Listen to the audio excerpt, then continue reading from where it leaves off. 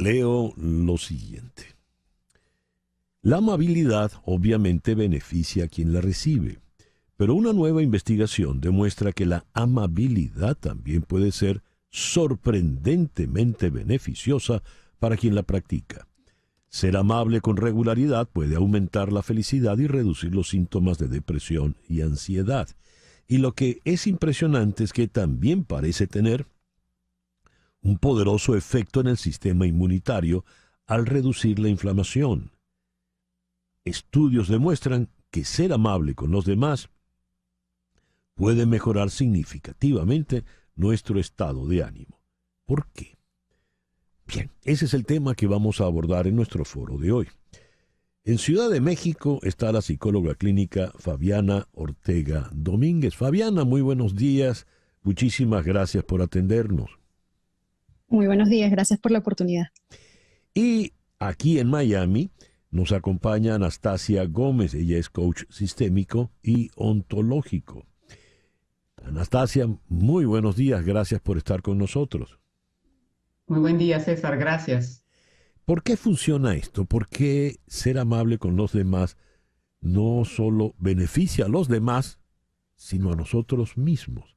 ¿Cómo funciona esto? Le pregunto a Fabiana Ortega. Bueno, la empatía, que es como la habilidad para conectarse emocionalmente con el otro, es lo que puede accionar la compasión y por ende estos eventos de amabilidad.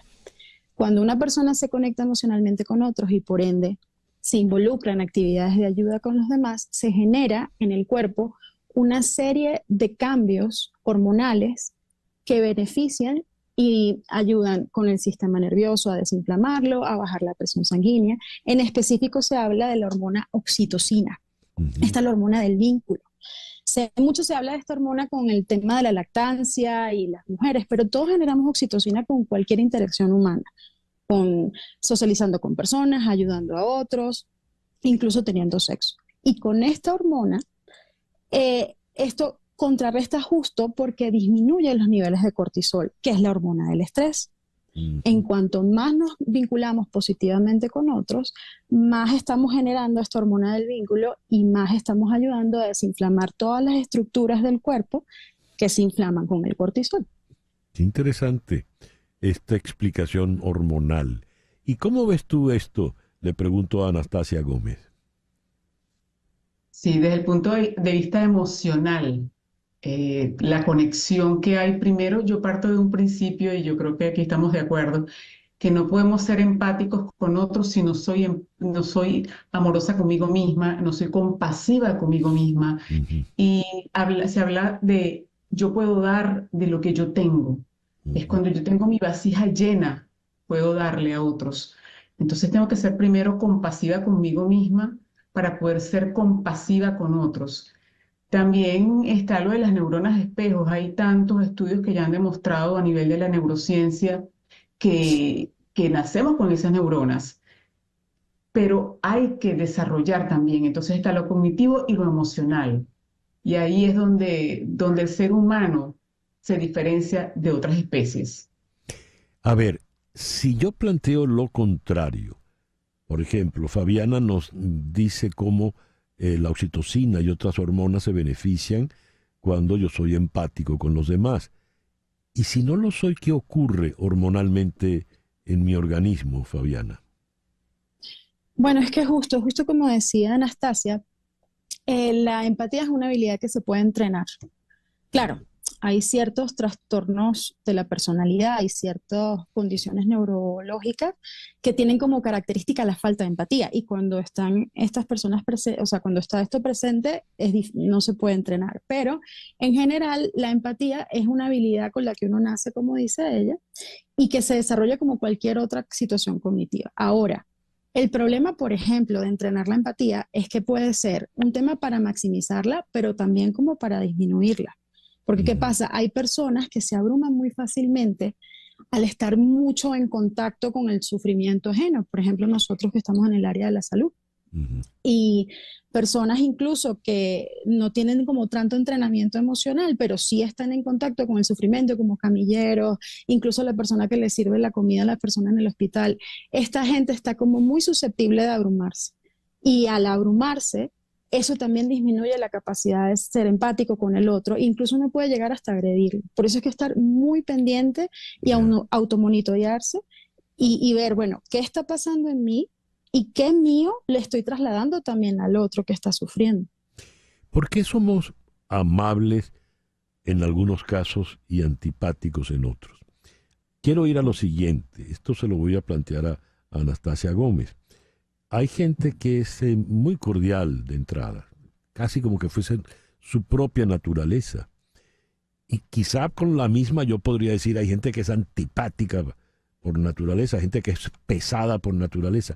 ¿A qué obedece eso, Anastasia? Wow, yo creo que hay muchos factores, César. Ujú. Primero, tu personalidad, o sea, tú eres único, Fabiana es única, yo soy única, tu carácter, nos vamos moldeando en la medida que vamos creciendo, que nos vamos haciendo adultos, pero eh, yo creo que pueden influir tantos factores, esa resonancia que hay con otro ser. A veces hay cosas que se sienten, como decimos, en el estómago, esas mariposas que tú dices, Sí. ah, esta persona, algo me está diciendo que no, que no. Y hay Mm. como se forma como un límite, una barrera, y por eso quizás no desarrollamos la suficiente empatía y compasión con el otro. Entonces, aquí están también inmersos los límites.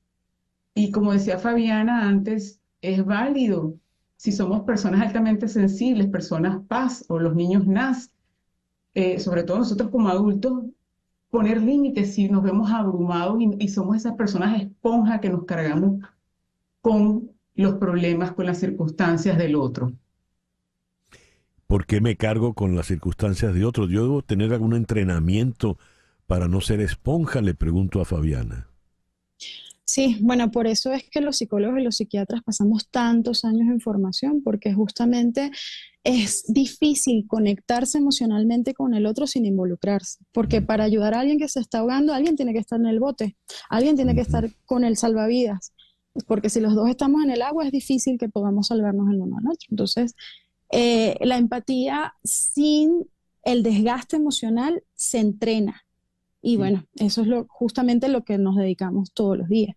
Y con respecto a tu pregunta anterior del tema de la amabilidad y por qué unas personas pueden ser amables y otras no, pensaba en, por ejemplo, lo fácil que resulta hoy en día ser descortés e hiriente por redes sociales, ¿no? Uf. Y se estipula que eso depende de que a través de un teclado tú no tienes la conexión emocional con el otro, es Ujú. decir, tú no le estás viendo la cara al otro cuando lo insultas. Entonces eso te da como cancha para que tú digas lo que te da la gana.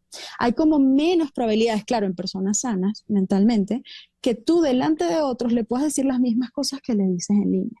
Ahora, el tema de la amabilidad o no amabilidad, como dice Anastasia también, son factores de personalidad, factores de estrés crónico, porque así como la oxitocina reduce el cortisol, niveles de cortisol altos también reducen la oxitocina. Una persona abrumada, una persona estresada va a estar como poco propensa a involucrarse positivamente con los demás. A ver, interesantísimo a dónde has llevado el tema, Fabián.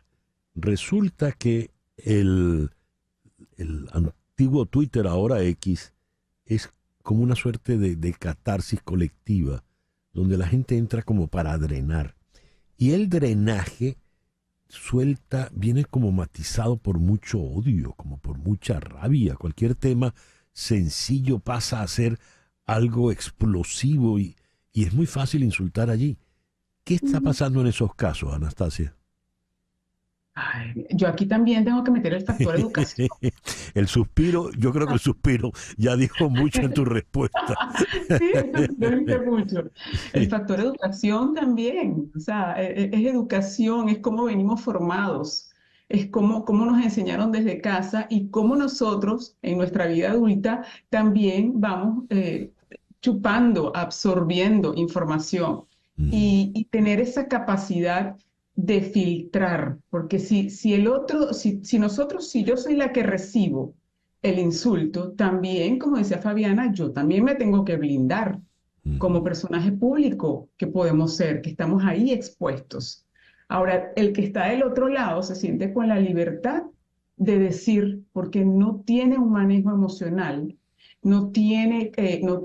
partiendo de la educación, César. O sea, Ujú, yo hablo mucho de eso. Es tu condición humana también ser compasivo y respeto al otro, a la opinión del otro. Entonces es educación, es ujú. respeto y ese desborde que hay definitivamente en redes sociales también tiene que ver con la otra parte de decir, bueno, hasta aquí. Yo estoy en la capacidad también de bloquear a quien yo quiera bloquear. Ujú. Pero eso habla de una madurez también. Ya, Flor Alicia me acota acá que se da una suerte de fusilamiento colectivo contra alguna persona, ¿verdad? ¿Por qué, Anastasia? Ujú. Vuelvo y repito, la gente se cree que tiene la libertad de decir Mm, lo que le parezca, sin filtrar. Porque, como decía Fabiana, vuelvo y repito, no hay una conexión emocional. Entonces me siento en la libertad porque estoy con mi tecleado, voy más allá. Uso unas cuentas, pongo un nombre, creo una cuenta ficticia y sí. entonces yo, como no sabe quién está detrás, me siento en la libertad de decir lo que me venga en gana. Y eso no es cobardía también, Anastasia. Ah, bueno, yo creo que sí, César. Muy bien. A ver, Aquí pueden haber muchos conceptos, podemos meter aquí. muy bien. A ver, Fabiana comentó que por el oficio hay una suerte de entrenamiento en el terapeuta, sea un psiquiatra, sea un psicólogo, para poder manejar los conflictos emocionales de sus pacientes y no verse contagiados al máximo, ¿verdad?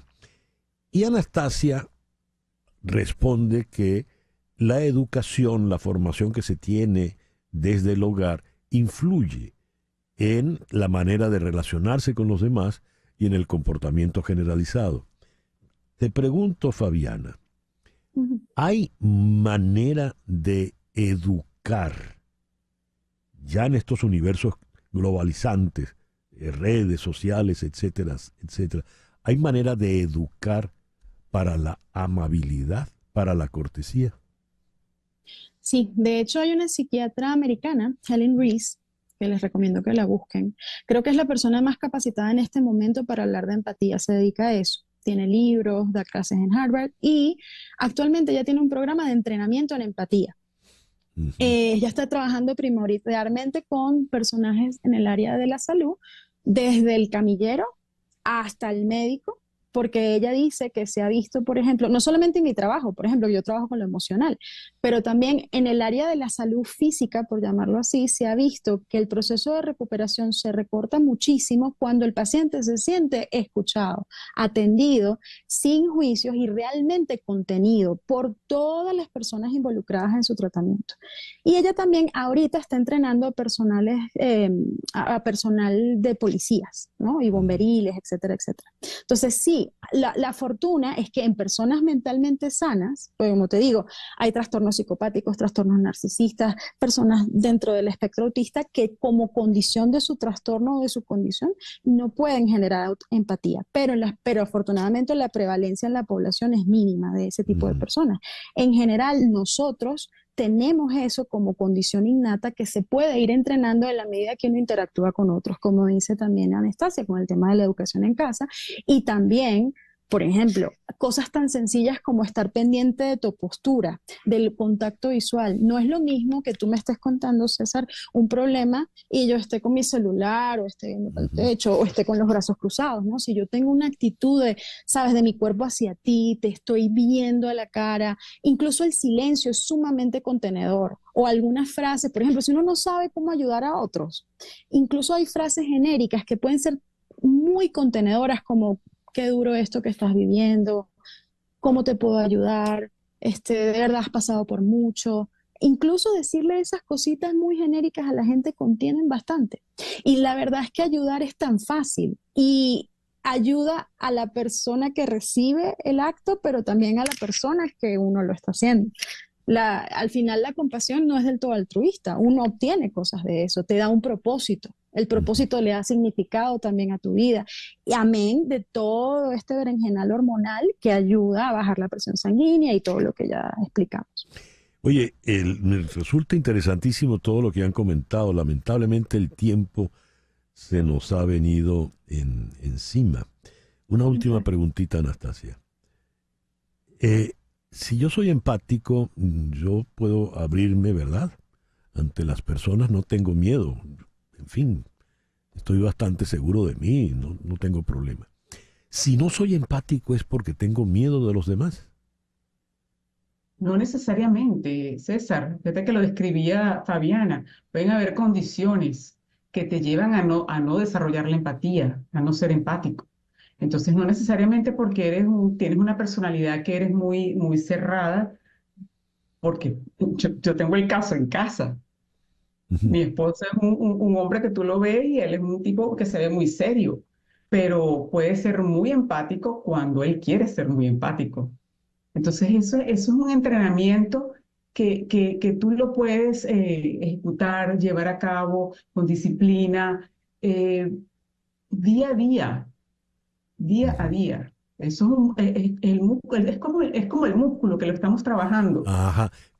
No quiero meterme en la vida conyugal tuya, Anastasia, pero tu esposo él escoge entonces cuándo ser empático y cuándo no.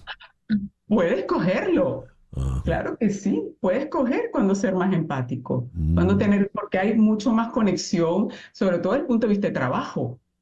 Puede ser ya. mucho más empático porque es un vendedor. Muy bien. Vamos a concluir con la opinión de Fabiana Ortega Domínguez. Te dejo la última palabra, Fabiana. Bueno, que el Dalai Lama dice, si tú quieres hacer feliz al otro, ten compasión. Si tú quieres hacerte feliz a ti mismo, ten compasión. Hacer actos de amabilidad es algo muy fácil y no implica necesariamente algo heroico. Uno no tiene que ir a salvar a niños huérfanos en un incendio, ¿no? Todos los días. Uno simplemente viene una persona apurada, le sostienes la puerta, porque tú no sabes si eso sostenerle la puerta le hace llegar más a tiempo a la entrevista de trabajo, que le garantiza el empleo para su comida de todo el año, Sí. por ejemplo. Es decir, hay micros actividades de amabilidad que uno puede hacer durante el día que te van a traer a ti beneficio también y te van a hacer conectar con la gratitud. Y eso te hace ver en perspectiva incluso tus propios problemas. Fabiana, muchísimas gracias por haber estado con nosotros en el programa de hoy. No, a usted por la oportunidad. Muchas gracias. Anastasia, muchísimas gracias por habernos acompañado. Gracias, César. Gracias, Fabiana. Fabiana Ortega Domínguez, psicóloga clínica en Ciudad de México, y Anastasia Gómez, coach sistémico y ontológico aquí en Miami. Una pequeña pausa y al regreso vamos a Haití. En un momento regresamos con César Miguel Rondón en Conexión por Éxitos 107.1 FM.